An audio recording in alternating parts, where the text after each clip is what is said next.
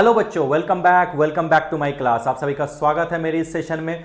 आज हम लोग पढ़ने वाले हैं second part of electrochemistry. Means आज हम लोग डिस्कस करने वाले हैं गैल्वेनिक सेल और वोल्टिक सेल के बारे में, जो किस पे बेस्ड है, conversion of chemical energy into electrical energy. इससे पहले हम लोग क्या पढ़ चुके हैं, इलेक्ट्रोलाइटिक सेल, जो किस पे बेस्ड था, conversion of electric energy into chemical energy. ये चीजें समझ में आ गई? Yes sir. वहां पे एनोड पे भी ऑक्सीडेशन होता था और कैथोड पे रिडक्शन होता था। यहां पर भी सेम होगा। एनोड पे क्या होगा, ऑक्सीडेशन, और कैथोड पे क्या होगा, रिडक्शन। बस साइन चेंज हो जाएगा। उस जगह पे एनोड क्या था, पॉजिटिव, और कैथोड क्या था, नेगेटिव। यहां पे आप क्या देखोगे, एनोड नेगेटिव है और कैथोड क्या है, पॉजिटिव है। Is it clear? ये चीजें हैं, क्यों है वो मैं एक एक करके आपको बताने वाला हूं। चलिए स्टार्ट करते हैं सेशन को। बहुत अच्छी बात है। चलिए पहले बिल्कुल जो डेफिनेशन है उसको पढ़ेंगे। A device which convert chemical energy from spontaneous redox reaction into electrical energy, जो मैंने बताया, इज कॉल्ड इलेक्ट्रोकेमिकल सेल, और these are also called galvanic और वोल्टिक सेल। इसमें क्या होता है, दो डिफरेंट चेंबर होते हैं। एक चेंबर पे ऑक्सीडेशन होता है, अनदर चेंबर पे क्या होता है, रिडक्शन होता है। एज आई टोल्ड यू, जैसा कि मैंने आपको बताया था, जितने भी इलेक्ट्रोकेमिकल रिएक्शन होते हैं वो किसके एग्जाम्पल होते हैं, रिडॉक्स रिएक्शन के एग्जाम्पल होते हैं। एम आई राइट? हाँ सर, बहुत अच्छी बात है। तो इस साइड मैंने क्या बोला, ऑक्सीडेशन, और इस साइड हमारा क्या हो जाएगा, रिडक्शन हो जाएगा। Is it clear? Yes sir. अब आपसे कहता है कि इस साइड मैंने ले लिया zinc rod dipped in same ZnSO4 solution, इस साइड मैंने ले लिया कॉपर रॉड इन CuSO4 सॉल्यूशन। एक सिंपल मैं अरेंजमेंट बता रहा हूं जो डेनियल सेल में यूज होता है। Clear to you? और इसको ज्वाइन कौन करता है, सॉल्ट ब्रिज ज्वाइन करता है। सॉल्ट ब्रिज का क्या काम होता है, सॉल्ट ब्रिज का काम होता है ये दोनों पूरे रिएक्शन को ओवरऑल प्रोसीड करना है। ऑक्सीडेशन हाफ रिएक्शन और रिडक्शन हाफ रिएक्शन दोनों एक साथ होंगे तभी तो जाके रिडॉक्स होगा, और तभी तो दिमाग की बत्ती जलेगी और यहां पे क्या होगा, करंट, इलेक्ट्रिसिटी जनरेट होगा। ये जनरल यूज है सॉल्ट ब्रिज का। खैर मैं आगे एक एक करके सबको इलाबरेट करने वाला हूं। क्या बेसिक समझ में आया? Yes sir. तो ये पार्ट क्या हो गया,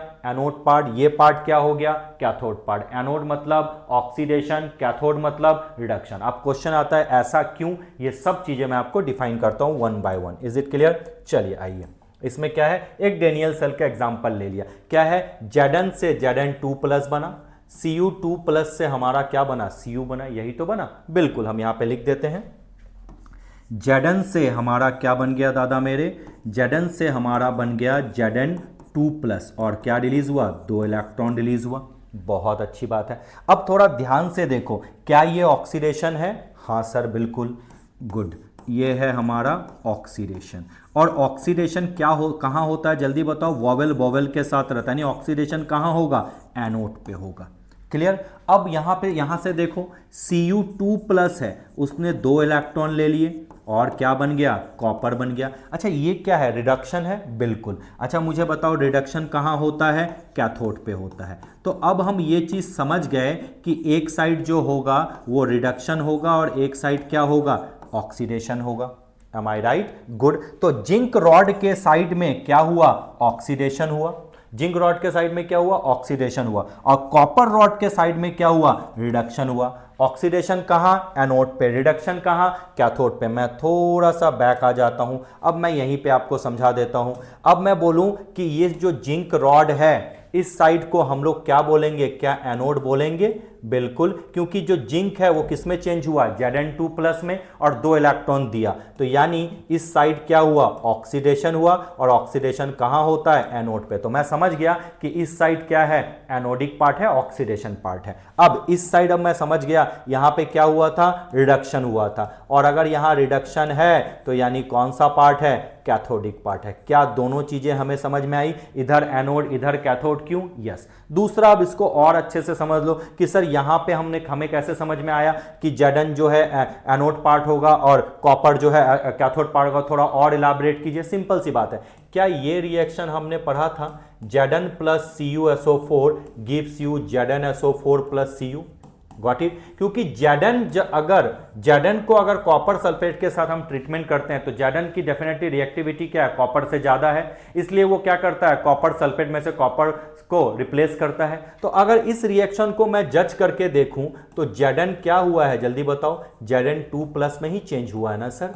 तो जिंक रॉड के तरफ लाइफ टाइम क्या हुआ, ऑक्सीडेशन हुआ, तो कॉपर रॉड के तरफ लाइफ टाइम क्या हुआ, Cu2+ ने 2 इलेक्ट्रॉन लिया तो Cu बन गया, यानी कॉपर रॉड की तरफ क्या हो गया, आपका रिडक्शन हो गया। तो सिंपल ये समझना है, अगर दो मेटल हो तो हाईली रिएक्टिव मेटल जो होंगे वो ऑक्सीडेशन अंडरगो करेंगे और लेस रिएक्टिव मेटल जो होंगे वो रिडक्शन अंडरगो करेंगे। ये चीजें हमेशा याद रखना। Is it clear. और अगर नॉन मेटल हो तो नॉन मेटल के केस में जनरली क्या होता है, गेन ऑफ इलेक्ट्रॉन ही होता है, तो उसमें ज्यादा दिमाग लगाने की बात नहीं है। तो इस पार्ट में हम अब कॉन्फिडेंट हो गए कि ये पार्ट हो गया एनोडिक पार्ट, यानी यहां पे क्या होगा, ऑक्सीडेशन ही होगा। Done sir. और ये पार्ट में क्या होगा, रिडक्शन। चलिए अब आगे बढ़ते हैं। तो अब मैं सेल रिएक्शन को लिख सकता हूं, ये पूरा है, यानी मैं अब बोल सकता हूं कि एक साइड जो है वो है आपका ऑक्सीडेशन हाफ रिएक्शन है। बहुत अच्छी बात है। तो ऑक्सीडेशन हाफ रिएक्शन अगर एक साइड है तो मतलब Zn किस में चेंज हुआ, Zn2+ में। ये देखो अलग अलग कर दिया। ओके, दूसरे चैम्बर में मेरा क्या है सर, दूसरे चैम्बर में मेरा रिडक्शन हाफ रिएक्शन है, लिख दिया मैंने, रिडक्शन हाफ रिएक्शन। बहुत अच्छी बात है। और इस तरफ मैंने क्या लिख दिया, Cu2+ प्लस 2 इलेक्ट्रॉन लेके क्या बन गया, Cu। क्या अब मैं दोनों को एड अप कर सकता हूं, हाँ बिल्कुल एड ऑन कर दीजिए। तो एड ऑन अगर मैं करूं तो ये इलेक्ट्रॉन कैंसिल हो गए, तो कैसा दिखा, Zn से क्या बना, Zn plus Cu2+ gives you Zn2+ plus Cu। क्या ये फाइनल रिएक्शन है, यही तो रिडॉक्स रिएक्शन है। Clear to you. अब इसको रिप्रेजेंट कैसे करेंगे, देखो Zn से क्या बना, Zn2+। तो देखो सेल रिप्रेजेंटेशन कैसे होता है, Zn से क्या बना, Zn2+। ये कौन सा पार्ट है सर, एनोडिक पार्ट है। क्लियर। अब Cu2+ से क्या बना, Cu बना।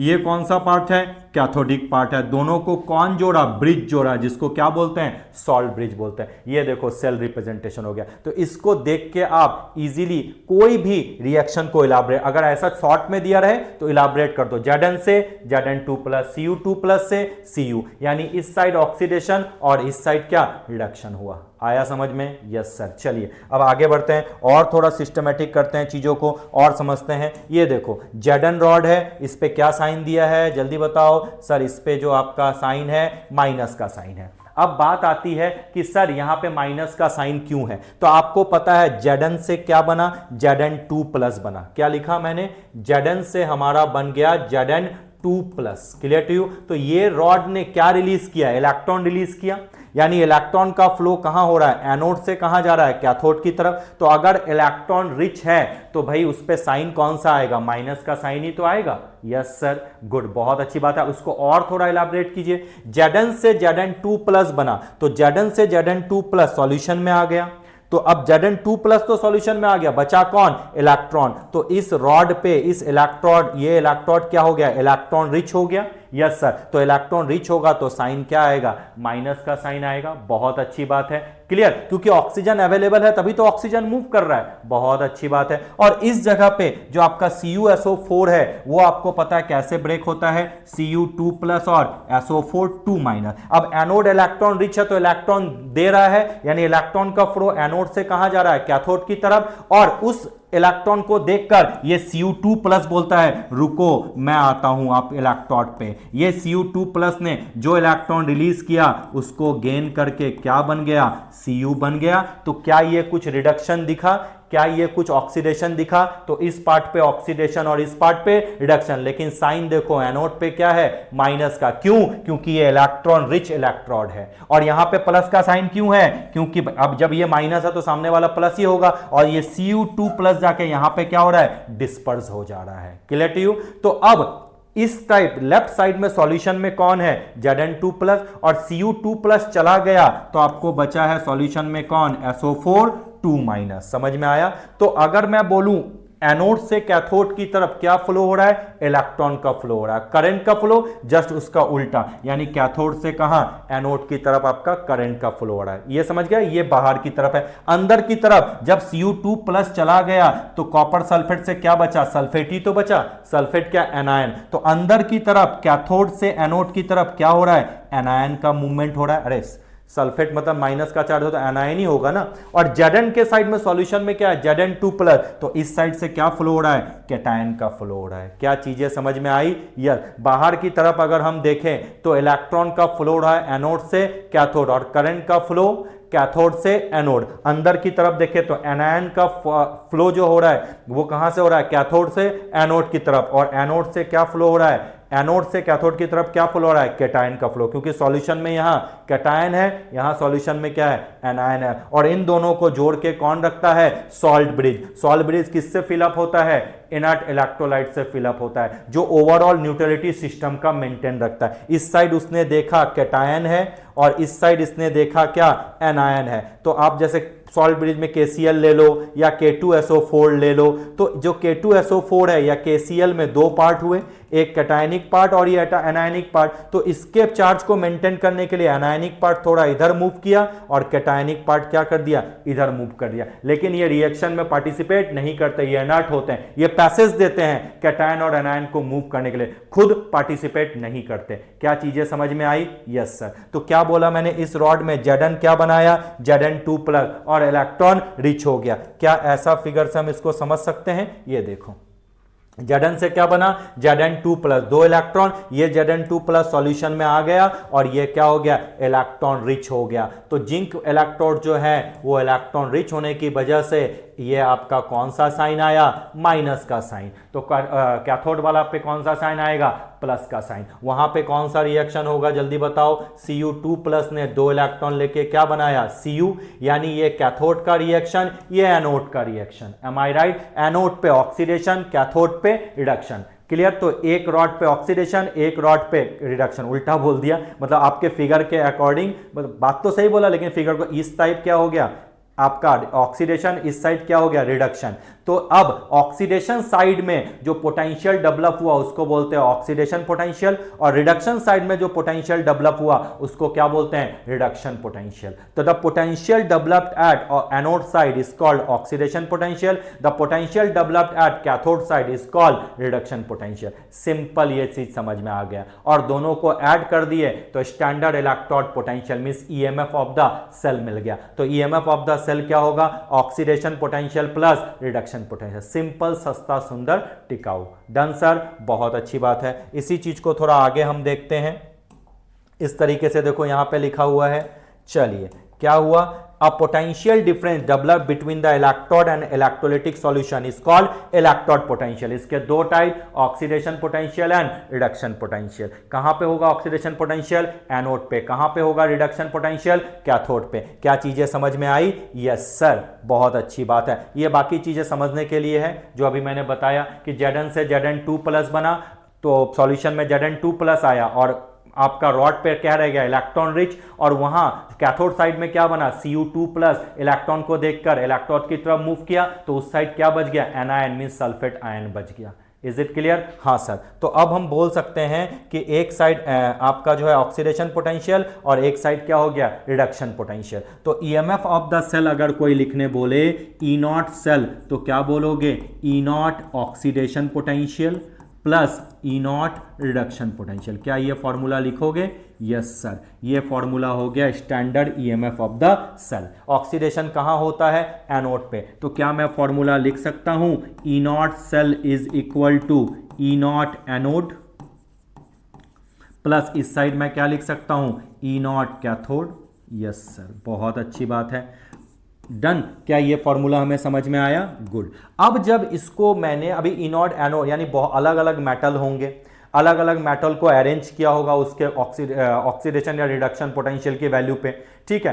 तो देखा गया है कि सारे मेटल को रिडक्शन पोटेंशियल के वैल्यू पे सेट किया गया है, ठीक है। अब रिडक्शन पोटेंशियल के वैल्यू पे सेट करके एक सीरीज बनाया, उस सीरीज को बोलते हैं, उस चार्ट को बोलते हैं इलेक्ट्रोकेमिकल सीरीज या इलेक्ट्रोकेमिकल चार्ट। तो इलेक्ट्रोकेमिकल चार्ट किस पे बेस्ड है? Reduction potential. उसमें ऑक्सीडेशन पोटेंशियल नहीं लिया, उसमें रिडक्शन पोटेंशियल ही ले लिया। अगर बोलते हो सर क्यों नहीं लिया, तो सिंपल है, अगर ऑक्सीडेशन पोटेंशियल ढूंढना है तो जस्ट माइनस कर दो रिडक्शन पोटेंशियल क्या, तो चार्ट में फिर प्रॉब्लम नहीं होगी, एक ही वैल्यू पे बनाया होगा तो याद करने में आसान हो जाता है। तो अगर रिडक्शन पोटेंशियल दिया है तो उसका साइन चेंज कर दो, क्या मिल जाएगा? ऑक्सीडेशन पोटेंशियल मिल जाएगा। Is it clear? हाँ सर। तो इससे एक जो चार्ट बनाया उस चार्ट को बोलते हैं हम लोग इलेक्ट्रोकेमिकल सीरीज। और ये चार्ट देखो, आया समझ में? अब देखो हाइड्रोजन को रेफरेंस मान लिया गया है, जिसका इलेक्ट्रॉन पोटेंशियल क्या लिया गया है? 0 ले लिया, ठीक है। अब उसके ऊपर देखो क्या साइन है, उसके ऊपर जो है सारे पॉजिटिव हैं, उसके नीचे सारे क्या हैं? नेगेटिव हैं। अगर नेगेटिव वैल्यू होगी तो क्या बढ़ेगा? रिड्यूसिंग एजेंट, और पॉजिटिव वैल्यू होगी तो क्या होगा? ऑक्सीडाइजिंग नेचर बढ़ेगा। यानी मेटल के केस में देखो तो जनरली जितने भी मेटल हैं except few metal like copper, SN, FE कुछ है, लेकिन बाकी जितने भी मेटल हैं उनका जो होता है वैल्यू नेगेटिव में होता है। और आपको पता है मेटल क्या होता है? Act as a strong reducing agent. और नॉन मेटल क्या करते हैं? Act as a strong oxidizing agent. तो देखो नॉन मेटल अबव चलेगा, देखो सबसे अबव क्या है? Fluorine, strong oxidizing agent. और सबसे नीचे कौन है? Lithium, strong reducing agent. Strong reducing agent means weak oxidizing agent. आया समझ में? तो रेफरेंस किसको माला? हाइड्रोजन को। ऊपर पॉजिटिव, नीचे negative. Is it clear to you? अलग अलग ऑक्सीडेशन स्टेट पे अलग अलग वैल्यू। जैसे Fe3+ लिया तो भैया 0.77 है, Fe2+ लिया तो Fe2+ लिया तो क्या हुआ? -0.45 है। तो अकॉर्डिंग टू द सिचुएशन ये वैल्यू आपके गिवन है। Is it clear? गुड। तो ये पूरा चार्ट किस पे बेस्ड है? स्टैंडर्ड रिडक्शन पोटेंशियल पे। तो इसी को ऑक्सीडेशन में चेंज करोगे तो माइनस को किस में चेंज कर दोगे?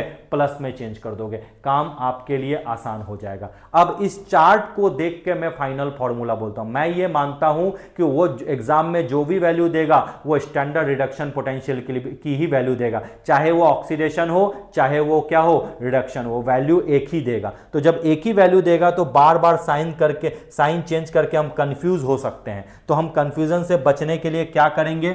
आपको पता है E0 सेल का फॉर्मूला होता है E0 oxidation potential plus E0 reduction potential. Clear? पूरा जो चार्ट है वो मेरा किस पे बेस्ड है? रिडक्शन पोटेंशियल की वैल्यू पे। तो मुझे ऑक्सीडेशन पोटेंशियल को अगर रिडक्शन पोटेंशियल में लिखना है तो उसके साइन को चेंज करना होगा, यानी माइनस करना होगा।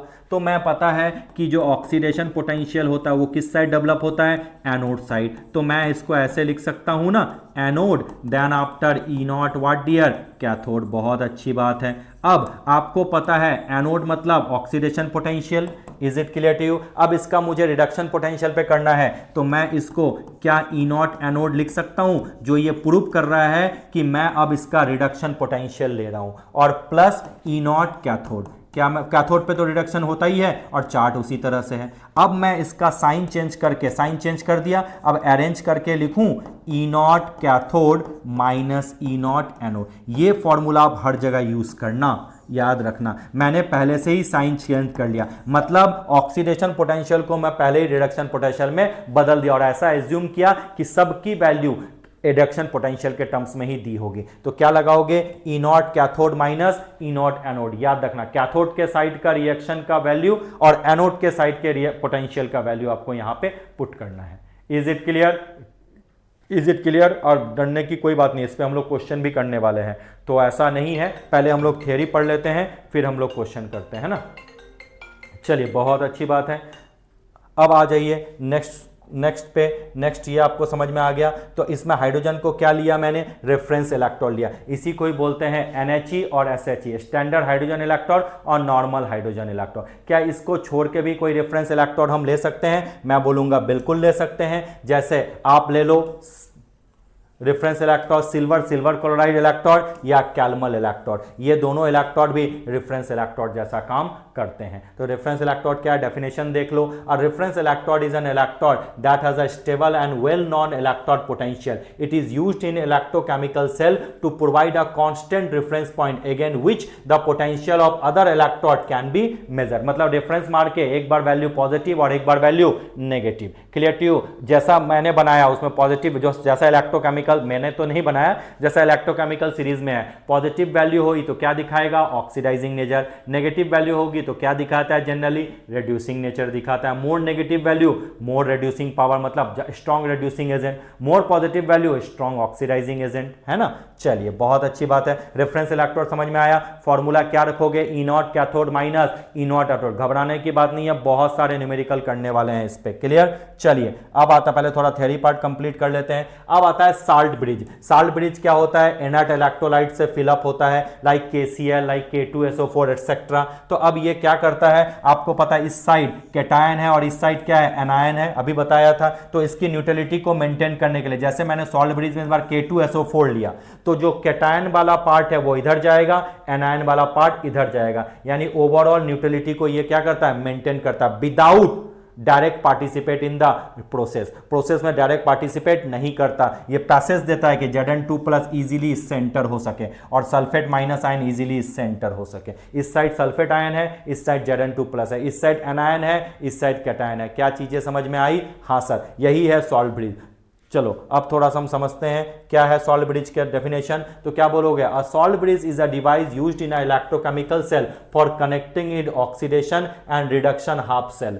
Clear to you? In another word, a salt bridge is a junction that connect the anodic and cathodic compartment in a cell or electrolytic solution. अब इसका मेन फंक्शन बताया, the main function of a salt bridge to help maintain electrical neutrality within the internal circuit, बता ही दिया। इस side Zn2+, तो इस side क्या है SO4 2-, दोनों इजीली मूव कर सकते हैं, clear to you, via salt bridge. और सॉल्ट ब्रिज किससे फिलअप होता है, इनर्ट इलेक्ट्रोलाइट से, तो इनर्ट इलेक्ट्रोलाइट से फिल होता है तो वो रिएक्शन में प्रोसेस में डायरेक्ट पार्टिसिपेट नहीं करता। तो न्यूट्रलिटी कैसे मेंटेन करेगा, सॉल्ट ब्रिज का कैटायनिक पार्ट थोड़ा इस तरफ मूव करेगा, एनायनिक पार्ट थोड़ा इस तरफ मूव करेगा। मेरे हाथ मेरे मतलब फिंगर पे नहीं जाओ, समझो, जहां Zn2+ है वहां कौन सा पार्ट मूव करेगा, एनायनिक पार्ट, जिससे न्यूट्रलिटी मेंटेन होगी। और कैथोड के साइड जो एनायन है वो उस तरफ कौन मूव करेगा, कैटायनिक पार्ट, जिससे ओवरऑल न्यूट्रलिटी मेंटेन होती है। आया समझ में ना, हाँ सर ये देखो ना, ये देखो SO4 2- इस साइड आया Zn इस पार्ट में, और K+ इस साइड आया, क्योंकि इस तरफ क्या है SO4 2- है। हाँ सर बहुत अच्छी बात है। Next, it also helps in preventing the cell from taking its reaction to equilibrium. If a salt bridge are absent or if they are not used, then the reaction will not continue. क्योंकि oxidation एक side, reduction एक side, जब तक उसको हम connect नहीं करेंगे, redox नहीं होगा, तो बत्ती कैसे जलेगी, लाइट कैसे जलेगा। Is it clear. तो फाइनली सॉल्ट ब्रिज का क्या यूज होता है, a salt bridge prevent the diffusion और mechanical flow of solution from one half cell to another. It prevent or minimize the liquid junction potential. A salt bridge act on an electrical contact between the two half cell. Is it clear to you? Is it clear? हाँ sir बहुत अच्छी बात है। चलिए next, working of a salt bridge. Salt bridge कैसे work करता है, the oxidation that occurs in an anode generate electrons and positive ion. देखो पढ़ो, अभी जो बताया उसी चीज को इसने लिखा है, तो थोड़ा ध्यान से पढ़ना है। The oxidation that occurs in anode generate electrons and positive ion. Positive ion कहां चला गया, सॉल्यूशन में चला गया। Now the electron flow through the wire. Electron कहां किया, वायर के थ्रू ऊपर से फ्लो किया, कहां से, एनोड से कैथोड की तरफ। बहुत अच्छी बात है। Leaving the unbalance positive charge in a beaker, यानी Zn साइड में इलेक्ट्रॉन तो ऊपर मूव किया, लेकिन सॉल्यूशन में क्या रह गया, Zn2+, यानी पॉजिटिव चार्ज रह गया। In order to maintain the electrical neutrality, the negative charge of the ion, like suppose करो इनर्ट इलेक्ट्रोलाइट में K2SO4 है, या KCl है, या KNO3 है, तो KNO3 हुआ तो NO3 part move towards the positive beaker, यानी एनोडिक हाफ रिएक्शन, ताकि ओवरऑल न्यूट्रलिटी क्या हो, मेंटेन रहे। या कुछ भी ले लो, K2SO4 ले लो, ज्यादा है सर तो आपका सल्फेट पार्ट मूव किया, yes sir. A similar situation develop in cathodic cell also, but in just उसका उल्टा, in reverse. Here the Cu2+ ion are consumed so that to maintain electrical neutrality. तो cathodic side कौन है, sulphate ion, उसको maintain करने के लिए कौन जाएगा, कैटायनिक पार्ट जाएगा, यानी K+ are migrate into this half cell from salt bridge, hence the electrical neutrality of the solution is maintaining using the salt bridge. ना इस तरफ कुछ पॉजिटिव होगा, ना इस तरफ नेगेटिव होगा, उसको मेंटेन करेगा without consuming in the process. Solve bridge consume नहीं होते प्रोसेस में, डायरेक्ट पार्टिसिपेट प्रोसेस में नहीं करते। आई होप सो आपको समझ में आ गया गैल्वेनिक सेल का वर्किंग, सॉल्व ब्रिज का यूज और ईएमएफ ऑफ द सेल कैसे निकालते हैं। ई नॉट सेल मतलब E naught cathode minus E naught anode, इसको कभी मत भूलना, क्योंकि ऐसा मैंने एज्यूम किया है कि जो कंप्लीट आपका इलेक्ट्रोकेमिकल सीरीज है वो रिडक्शन पोटेंशियल के वैल्यू पे है, यानी ऑक्सीडेशन पोटेंशियल के जगह रिडक्शन पोटेंशियल ही दिया है, तो ऑक्सीडेशन पोटेंशियल ढूंढने के लिए जो साइन है उसको चेंज कर दो, आपको ऑक्सीडेशन पोटेंशियल मिल जाएगा। तो आपको एग्जाम में साइन चेंज करने की जरूरत नहीं हो, इसलिए मैंने डायरेक्ट फॉर्मूला बताया E naught cathode minus E naught anode. Hope आपको समझ में आ गया। अब इसके रिलेटेड हम लोग जो है प्रॉब्लम्स करने वाले हैं। Is it clear? तो जो भी आपको चीजें समझ में नहीं आई या आपके दिमाग की बत्ती नहीं जली उसको अभी हम लोग जला देंगे। क्लियर? पहले कुछ थ्योरी पार्ट कर लेते हैं। चलिए आइए, थ्योरी पार्ट क्या है पढ़ो। A cell in which electric current is produced by an oxidation reduction reaction, in which electric current निकले, तो आपको पता है इलेक्ट्रिक करंट निकलेगा तो वोल्टिक सेल। अगर इलेक्ट्रिक करंट का यूज करें तब हम लोग क्या लिखते हैं, हम लोग लिखते हैं इलेक्ट्रोलिटिक सेल। चलिए नेक्स्ट आ जाइए। नेक्स्ट क्या है, the function of salt bridge, salt bridge का to prevent the mixing of the electrolyte in two half cell, एक साइड एनोडिक पार्ट एक साइड का, उसको मिक्स तो होने नहीं देता। Yes, to complete the circuit, yes circuit को तो कंप्लीट करता है ना ऑक्सीडेशन और रिडक्शन को। To maintain the electrical neutrality, yes, यानी आंसर क्या होगा, all of this. I hope so चीजें आपको समझ में आ गई।